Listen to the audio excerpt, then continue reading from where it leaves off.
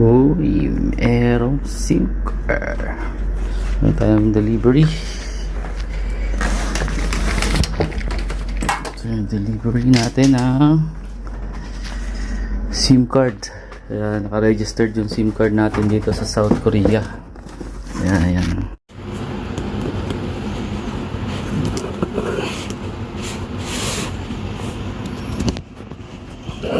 Ayan, kaniya. Pasensya na kayo dyan at malikot yung camera dahil ay hawak ko lang yan.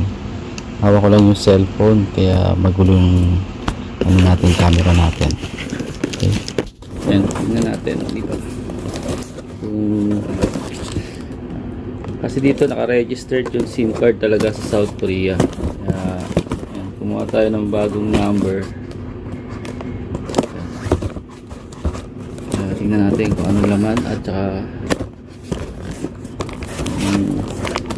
kasi doon sa anong lamay.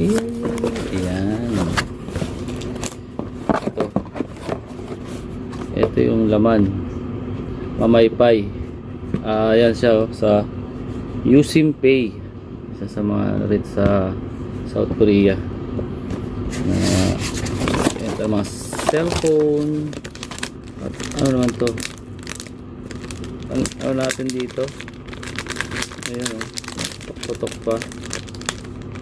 Ayan o, bento, garlic and spicy. Ayan. And ito yung SIM card na nakuha natin. Kaya ayan, maganda, online lang, hindi ka na magpapagod, through cellphone lang to. Ayan, ito yung mga ano nila. Ayan, 36. Ayan, meron silang tip for recharge. Ayan, ito yung ano nila, passport SIM card customer. Ano sila dyan, please prevent warning. Okay, ito yung SIM card. Ayan, ang SIM card natin, yung number nya ito na. Okay, dito hindi ka basta-basta makakapanloko kasi madali kang ma-trace because of your number. Naka-registered yung number mo sa pangalan mo. Kaya yun lang. Kaya salamat sa panonood sa ating short video lang to ng unboxing ng ating bagong SIM card. Okay? Thank you for watching.